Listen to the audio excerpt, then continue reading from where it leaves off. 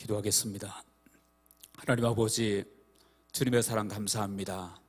이 시간도 주님 앞에 예배하러 나왔습니다. 하나님의 성령께서 우리 가운데 임재하여 주옵소서. 사람이 아무리 많이 모여도 하나님이 안 계시다면 무슨 소용이 있겠습니까? 하나님 아버지, 이 자리에 주께서 왕으로 좌정하시고 우리 예배를 받아주시며 우리의 찬송을 받아주시고 우리의 몸과 마음을 주님께서 받아주시길 원합니다. 특별히 아버지, 이 시간 말씀을 통해서 하나님께서 우리에게 함께해 주심으로 말씀이 우리의 심령 속에 잘 새겨진 못처럼 잘 박히게 하시고 우리가 말씀을 따라서 세상에서 승리하며 살 수 있도록 역사하여 주옵소서. 종의 입술 감추어 주시고 오직 하나님의 말씀만이, 진리의 말씀만이 바르게 선포될 수 있도록 성령께서 역사하여 주옵소서. 모든 영광 주께 올려드리며 예수 그리스도 이름으로 기도합나이다. 아멘. 할렐루야. 하나님의 은혜가 함께 하시기를 주의 이름으로 간절히 축원합니다.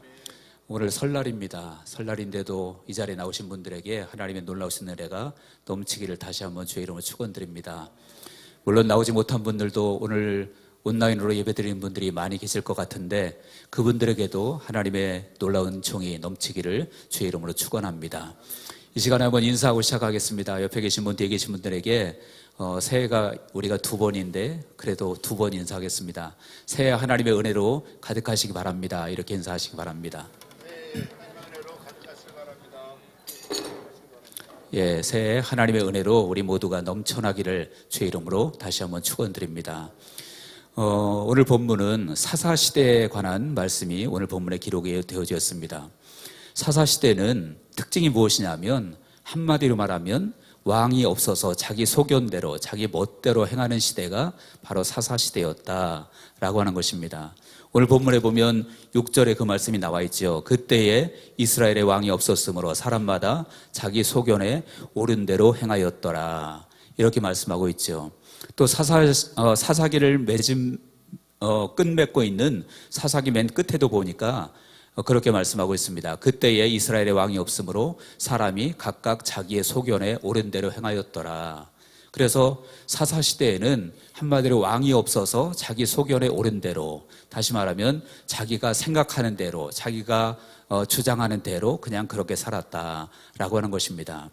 여기서 왕이 없었다는 거 하는 것은 물론 사람 왕, 정치적인 왕, 그런 왕을 의미하는 것이기도 합니다. 왜냐하면 사사시대에는 실제로 왕이 없었고 하나님께서 그때그때마다 필요할 때마다 사사를 세우셔서 그 민족을 다스리셨기 때문에 그렇습니다. 그런데 여기서 왕이 없었다고 하는 것은 단순히 인간 왕, 정치적인 왕만을 얘기하는 것이 아니라 진정한 왕이신 하나님이 그들의 삶 가운데 없었다라고 하는 것을 넓은 의미에서 포함하고 있습니다. 다시 말하면 정치적인 왕만 없었던 것이 아니라 그들의 삶 가운데는 하나님이 왕 되신 그런 삶을 살지 못했다라고 하는 것입니다. 그렇다고 그들이 하나님을 안 믿었느냐? 그렇다는 뜻은 아닙니다. 이스라엘 백성들은 출애굽할 때부터 하나님을 잊어버린 적이 없습니다. 그들의 마음속에, 그들의 머릿속에 항상 여호와 하나님, 그 신앙이 그들의 마음속에는 그들의 그 머릿속에는 들어있었거든요. 그렇기 때문에 그들은 종교적으로나 형식적으로는 하나님을 믿는 사람들이었습니다. 그러나 분명한 것은 무엇이냐면 그럼에도 불구하고 그들의 삶 가운데, 그들의 마음의 중심에 하나님이 안 계셨다라고 하는 사실이에요. 머리로 몰랐다라는 의미가 아닙니다. 알았습니다. 알고 형식적으로는 신앙생활도 했습니다. 하나님을 믿었습니다. 그러나 실제로 그들의 삶 가운데 그리고 마음의 중심에는 그들의 마음에 하나님이 차지하고 있을 공간이 없었다라고 하는 것입니다. 그래서 이런 사람의 삶은 어떻겠습니까? 결과적으로 이런 사람들은 삶의 내용이 하나님과는 아무런 관계없는 그런 삶을 살 수밖에 없었다라는 것입니다. 시편 14편 1절에 보니까 그런 말씀이 있죠. 어리석은 자는 그의 마음에 이르기를 하나님이 없다 하는도다. 그들은 부패하고 그 행실이 가증하니 선을 행하는 자가 없도다. 그 마음에 하나님이 없다라는 것은 머리로는 안다라는 거예요. 머리로는 알지만 마음의 중심에 하나님이 주인으로 자리 잡고 있지 않다라는 것이죠. 그렇기 때문에 그들은 부패하고 그 행실이 가증하고 선을 행하는 자가 없었다라고 말씀하고 있습니다. 본문에 나오는 바로 사사시대의 이스라엘 백성들이 바로 그러한 모습이었다라고 하는 것입니다. 그래서 오늘 말씀을 통해서 본문과 그리고 본문은 17장만 읽었지만 18장, 19장에 걸쳐서 우리가 하나님이 없는 시대, 하나님의 그 마음에 없고 삶 속에 없는 시대는 과연 그들의 모습은 어떠한가를 몇 가지로 한번 살펴보려고 합니다. 첫 번째, 하나님이 없는 시대의 특징은 무엇이냐면 신앙의 타락이 온다라고 하는 것입니다. 제일 먼저 신앙의 타락이 옵니다. 여러분, 하나님이 없으면, 하나님이 머리로 없다는 것이 아니라 가슴 속에, 심령 속에 하나님이 없으면 그의 삶 속에 가장 먼저 찾아오는 것이 신앙의 타락이 제일 먼저 온다라는 거예요. 성경 역사를 보면 그런 일들이 많이 있습니다. 솔로몬이, 여러분들이 잘 아시겠지만 솔로몬이 처음에 다윗의 그 뒤를 이어서 왕위를 이을 때는 처음에는 신실한 사람이었어요. 하나님께 묻고, 그리고 하나님께서 무엇을 줄까라고 물었을 때 지혜를 달라고, 하나님의 백성들을 위해서 지혜를 달라고 말하고, 그래서 모든 것에서 하나님을 신뢰하고 경외하는 그러한 사람이 바로 솔로몬이었습니다. 그런데 우리가 잘 알듯이 솔로몬이 변질되기 시작하죠. 어떻게 변질됩니까? 그가 이제 마음속에 점점 하나님이 없어져 가는 거예요. 자기가 왕이 되어져 가는 것입니다. 그렇게 되어졌을 때 그의 삶 속에 제일 먼저 찾아왔던 것이 무엇이냐면 신앙이 변질되어지기 시작하더라, 그런 말씀입니다. 그래서 우리가 잘 알고 있듯이 그 애굽의 여인들 중에서 많은 여인들을 자기의 처첩으로 데려오고, 그리고 그들을 통해서 많은 애굽의 우상들이 또한 들어오게 됩니다. 그리고 결국은 솔로몬도 그 잘못된 신앙의 영향을 받아서 하나님과 거리가 멀어지는 그러한 삶을 살 수밖에 없었다라고 하는 것입니다. 그래서 심지어는 하나님께서 꿈에 그 솔로몬에게 2번이나 나타나셔서 솔로몬의 잘못을 책망하셨지만 솔로몬은 그것을 듣지 않았다라고 말씀하고 있습니다. 그래서 하나님이 없다 보니까, 마음속에 하나님이 점점 약해지다 보니까 그의 신앙이 변질되어지기 시작했던 것입니다. 신약성경 요한계시록에 보면 라우디게아 교회가 나오죠. 그 교회도 마찬가지였습니다. 그 교회가 겉으로는 말 그대로 교회입니다. 교회이고 예배도 드렸고 모든 종교적인 형식과 모든 것은 다 가지고 있었지만, 그런데 그들의 마음속에는 주님이 안 계셨습니다. 주님 어디 계셨습니까? 요한계시록 3장 20절에 보니까 문 밖에 서서 있었다라고 말씀하고 계시죠. 그러니까 주님께서 그 교회의 주인이 아니었고 그 사람들의 마음속에 예수님이 주인이 아니었다라고 말씀하고 있는 것입니다. 그래서 그들은 신앙이 무엇입니까? 종교적인 껍데기는 남아있었을지라도 실제로는 그들은 영적 소경이라서 우리는 다 모든 것이 물질도 넉넉하고 모든 것이 완벽하기 때문에 부족함이 없다라고 스스로 이루하고 그렇게 살았죠. 그런데 주님 뭐라고 말씀하십니까? 너희가 눈먼 것과 벌거벗은 것을 너희가 알기를 원한다. 너희가 안약을 사서 너희 눈에 발라서 너희들의 영적인 상황이 어떤지를 너희가 알기 원한다라고 주님께서 말씀하고 있는 것이죠. 그래서 그들도 마음의 중심에 주님이 없다 보니까 결국 그들의 신앙이 잘못되었다라는 것입니다. 우리가 기독교 역사를 통해서 여러분들이 많이 들으셨겠지만 중세교회가 어떻습니까? 중세교회가 이제 여러분들 학교 다닐 때 다 배우셨을 거예요. 중세교회는요, 교황의 세력이 너무나 막강해서 세상의 황제들도 그 교황 앞에 와서 무릎을 꿇어야 될 정도로 교황이 막강한 권력을 가지고 있었습니다. 다시 말하면 하나님이 왕이 아니라 교황이 왕이었고 사람이 왕이다 보니까 그 중세시대의 교회가 어떻게 되었습니까? 그야말로 타락하고 하나님과는 전혀 관계없는 그러한 교회로 변질되어 버리고, 면죄부를 팔아서 그것을 부를 축적하고, 그리고 그것 가지고 예수 믿고 구원받고 천국 가는 것이 아니라 면죄부를 사는 사람만 천국 가고, 그런 잘못된 그러한 교회가 되어져 버린 것입니다. 이처럼 여러분, 하나님이 없는 사람은요, 하나님이 없는 그런 세상은 결국은 신앙의 타락이 제일 먼저 올 수밖에 없다라는 거예요. 오늘 본문도 마찬가지였습니다. 본문에 보면 1절에 보니까 미가라고 하는 사람이 나오고 또 2절에 그의 어머니가 나오죠. 미가와 그의 어머니. 그 미가와 그의 어머니는 어떤 사람이냐면, 한마디로 말하면 겉으로는 하나님을 믿는 것 같은데 실제로는 하나님 없이 사는 그러한 사람들이었습니다. 겉으로는 믿는 사람들처럼 여호와께 복을 받기를 원하노라 이런 그 문구들도 보면 하나님을 잘 믿는 사람들처럼 보여지잖아요. 그렇지만 실제로 그들은 하나님 없이, 마음에 하나님 없이 자기들 멋대로 사는 사람들이 바로 이 미가와 그의 어머니였습니다. 어떻게 그것을 알 수 있습니까?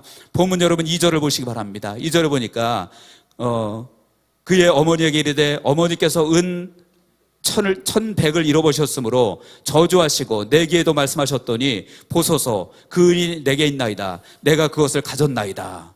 자, 어머니가 은 1,100을 잊어버렸다 그랬어요. 그래서 그것을 잊어버리니까 그것을 가져간 사람이 누군지 막 저주했다 이렇게 말하고 있습니다. 그랬더니 그 아들 미가가 이제 찔려서 자기가 가져왔거든요. 그러니까 그것을 어머니에게 내어드리면서 여기 있습니다 라고 말합니다. 그러면 여러분, 어머니로서는 어떻게 해야 되는 겁니까? 그 아들을 책망하고 그 아들을 꾸짖어야 되는데 오히려 그러기는커녕 보니까 2절 하반절에 보니까 내 아들이 여호와께 복받기를 원하노라 이렇게 말하고 있죠. 그러니까 그들의 신앙의 양심은 전혀 없는 것입니다. 그냥 돈 잃어버렸으니까 그 돈 가져간 사람 저주받으라고 저주하고 그 사실이 아들인 것을 알게 되어주니까 오히려 그 어머니의 말이 돌변해서 내 아들이 복받기를 원한다. 다시 말하면 신앙의 기준이 말씀이 아니라 하나님 말씀이 아니라 자기 욕심, 자기 기준, 그것이 그의 어머니의 신앙의 기준이었고 그 아들도 마찬가지였다라는 것이에요. 더 나아가서 그 아들이 이제 그 돈을 내놓으니까 그 어머니, 미가의 어머니가 어떻게 합니까? 그것을 가지고 우상을 만듭니다. 3절 4절에 보시기 바랍니다. 우리 한번 본문 3절과 4절을 다 같이 읽어보겠습니다. 시작. 미가가 은 1,100을 그의 어머니에게 도로 주매 그의 어머니가 이르되 내가 내 아들을 위하여 한 신상을 새기며 한 신상을 부어 만들기 위해 내 손에서 이 은을 여호와께 거룩히 드리노라.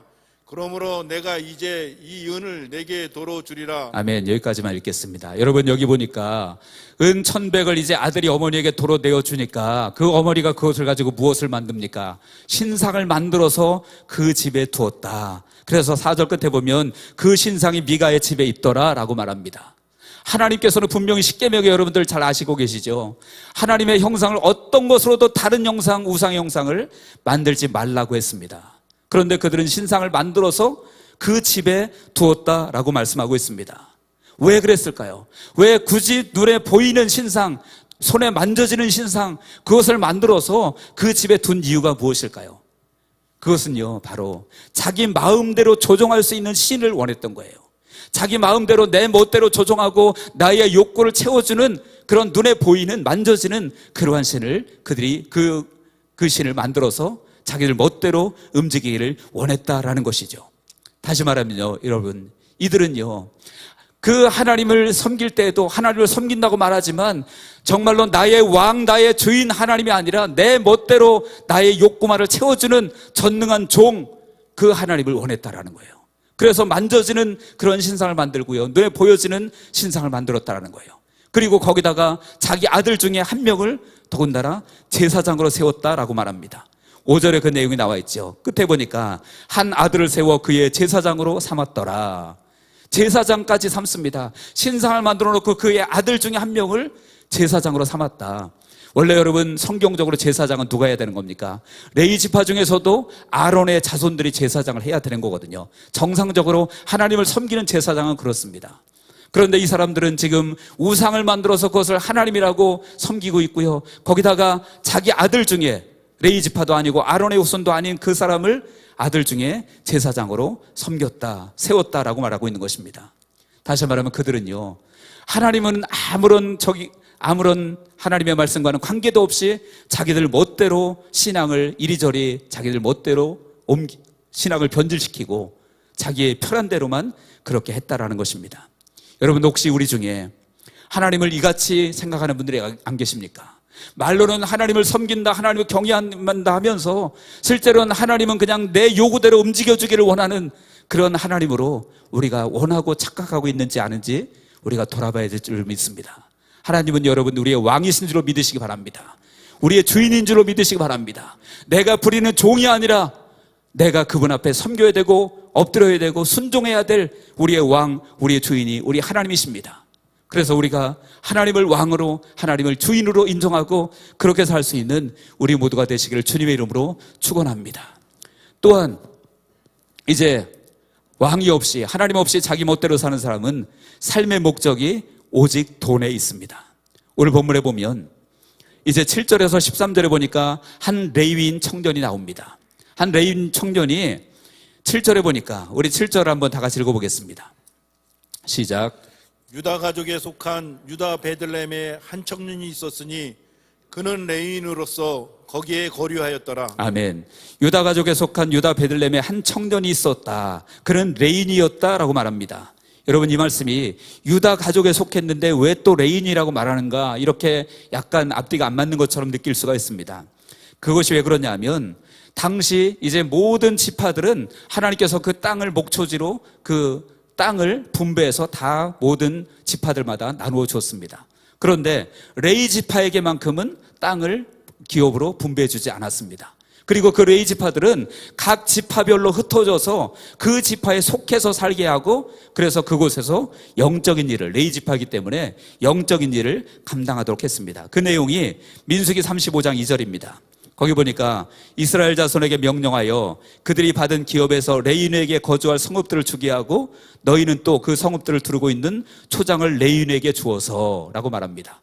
그러니까 각 지파별로 땅을 분배하고 그 중에 일부를 그 지파에 그 속해서 사는 레위인에게 주게 하셨다라는 거예요. 그러니까 레위인들은요, 한 곳에 레위인들끼리 모여서 산 것이 아니고 각 지파별로 흩어져서 그곳에서 그 지파에서 준 땅을 목초지로 삼아서 거기서 생활을 하고 그렇게 했던 것입니다. 그러니까 오늘 본문 7절에 있는 것처럼 유다 가족에 속한 유대 베들레헴에 한 청년이 있었으니 그는 레위인으로서 거기서 거류했다. 이 말씀은 이 레위인은 유다 지파에 속해서 그 지파에서 땅을 얻어서 거기서 살아야 되는 그런 레위인이었다라는 것입니다. 그런데 그 레위인이 어떻게 했습니까?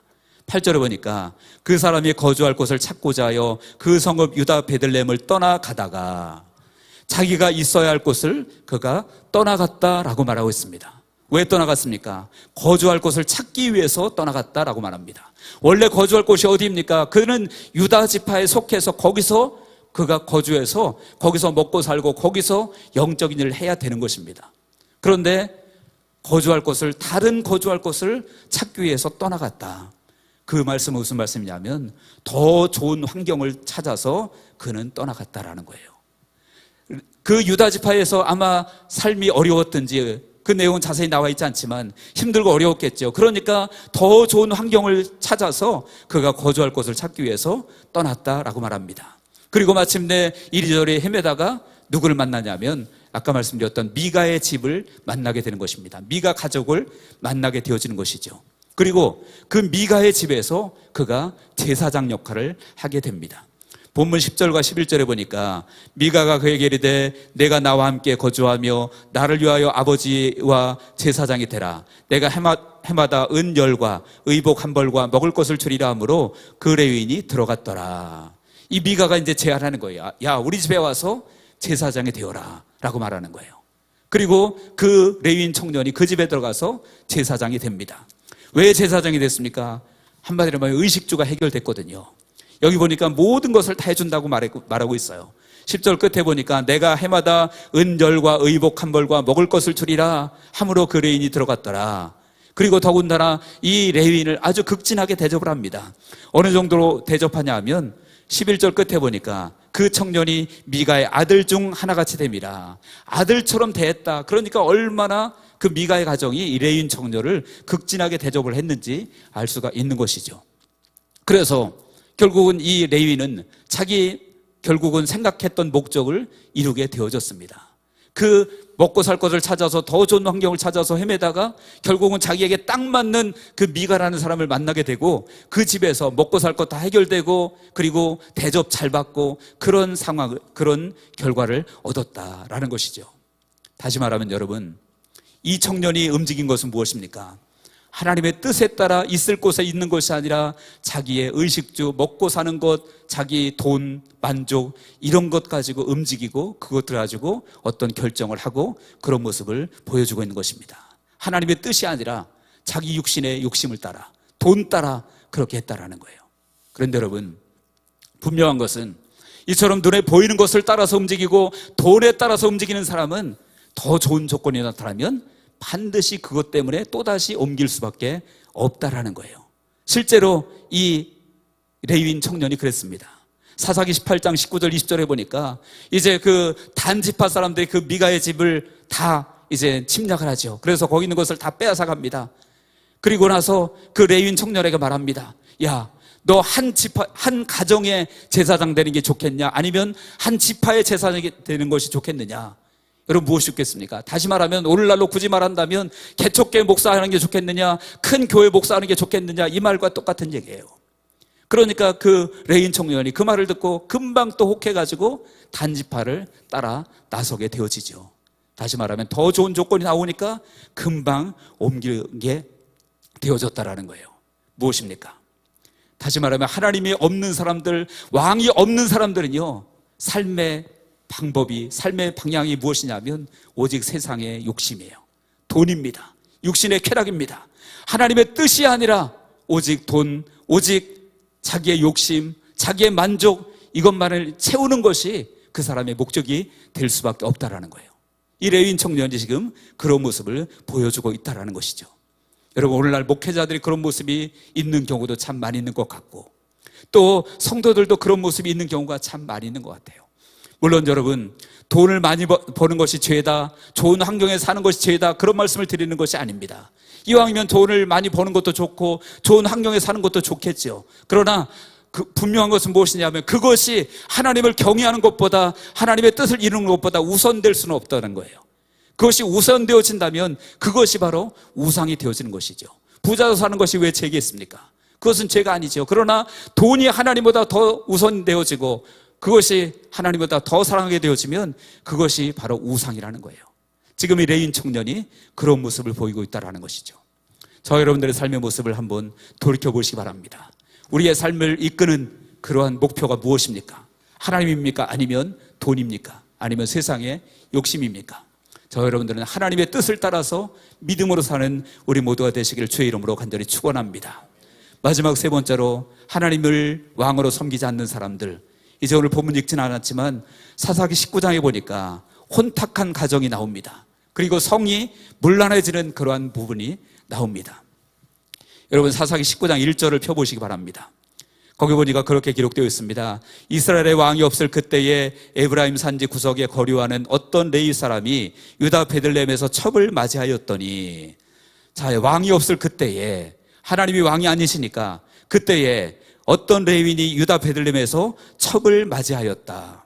레위인은 어떤 사람입니까? 레위인은요 정말 특별한 사람들이거든요. 특별히 하나님의 택함을 받아서 영적인 일을 감당해야 되는 사람들이 레위인들이거든요.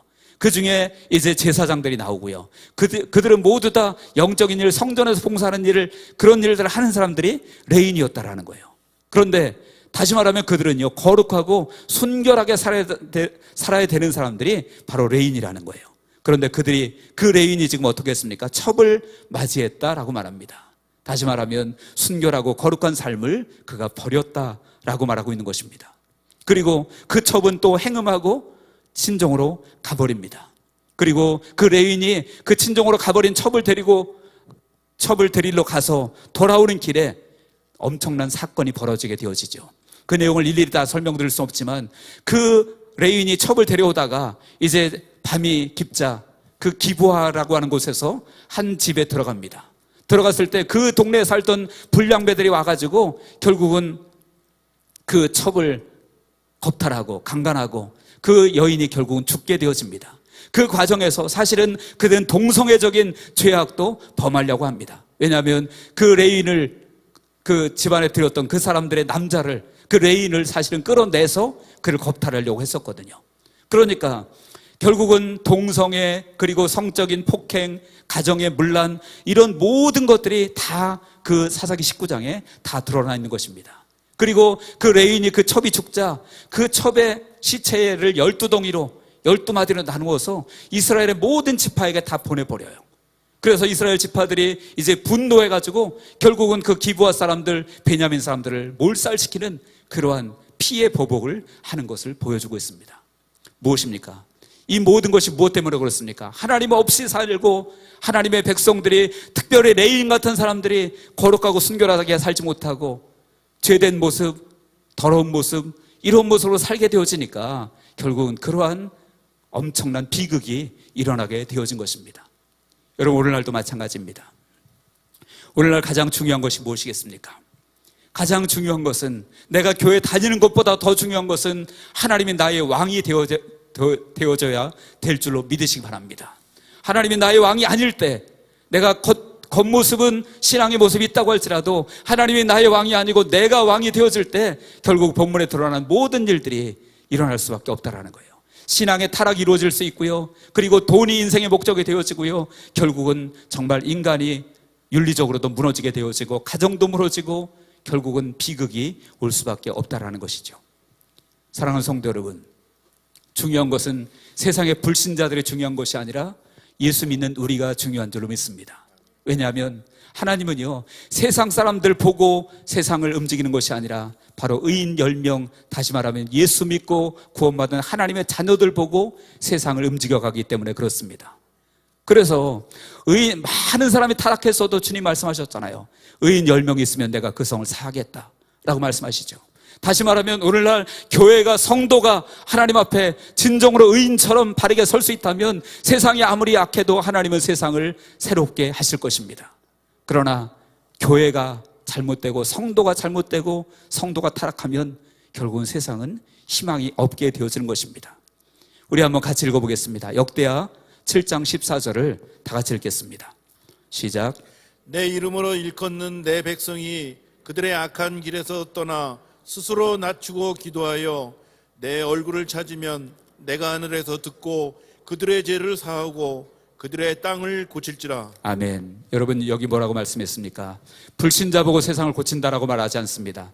내 이름으로 일컫는 내 백성이 그들의 악한 길에서 떠나 스스로 낮추고 기도하여 내 얼굴을 찾으면 내가 하늘에서 듣고 그들의 죄를 사하고 그들의 땅을 고칠지라. 내 이름으로 일컫는 내 백성, 즉 교회, 주님의 백성들이 하나님 앞에 바로 설 때 하나님은 세상을 새롭게 한다고 말씀하고 있는 것입니다. 그러므로 사랑하는 성도 여러분, 우리는 기억해야 될 줄로 믿습니다. 내 삶 속에 하나님은 계시는가? 우리가 분명히 기억하시기 바랍니다. 나 교회 몇십 년 다녔어? 이것이 중요한 것이 아닙니다. 내 삶 가운데 하나님은 계시는가? 내 중심에 하나님은 왕이신가? 한번 돌이켜볼 수 있는 우리가 되어지기를 주의 이름으로 축원합니다. 그래서 우리 모두는 정말 내 마음 속에, 그리고 내 삶 속에 하나님이 왕이 되어서 그분을 따라서 삶으로 나 때문에 내 가정도, 내 이웃도, 이 나라도 새로워지는 은혜의 통로가 되어지기를 주님의 이름으로 간절히 축원합니다. 기도하겠습니다. 하나님 아버지요, 우리의 마음속에, 우리의 삶 가운데 하나님이 계신지 우리가 다시 한번 돌아보기를 원합니다. 그래서 그렇지 못한 삶을 산 부분이 있다고 한다면 하나님이 이제부터라도 우리가 내 마음의 중심에 하나님이 왕이신 삶을 살기를 원하고 내 삶 가운데도 하나님이 왕이신 삶을 살아갈 수 있도록 성령께서 역사하여 주옵소서. 모든 영광 주께 올려드리며 예수 그리스도 이름으로 기도하옵나이다. 아멘.